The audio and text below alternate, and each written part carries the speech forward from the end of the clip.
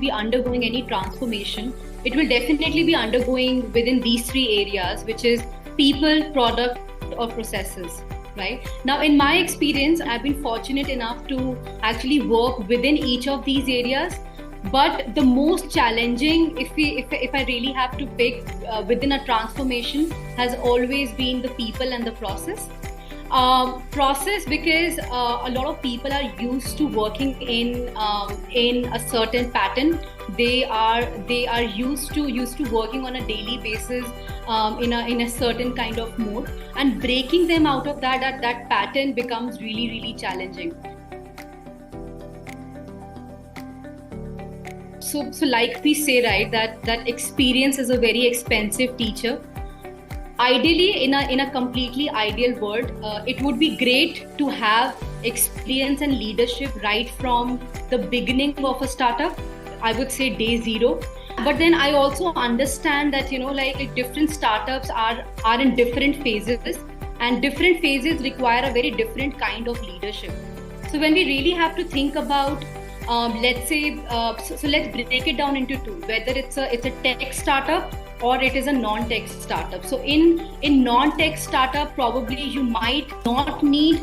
Tech startups are slightly different. So whenever someone is planning to start a tech startup, so having this kind of an experienced leadership right from the start brings a lot of structure to a chaotic mindset.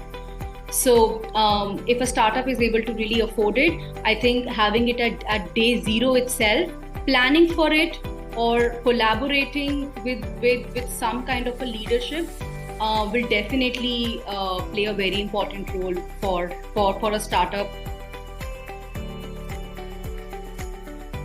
The most important role of a CTO is actually threefold, right? So one is vision, setting up the vision and strategy for the company.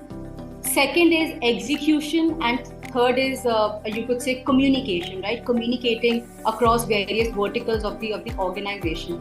Now, if there is a startup or a company who is not hiring a CPO, or who is not hiring a senior leadership role, which would probably bridge the gap between different teams in an organization and your technology team, they will definitely face these three challenges which I mentioned. There will be a lot of chaos. So having a platform wherein startups could probably avail these fractional services will definitely help a lot of startups, especially in their building as well as growth phases.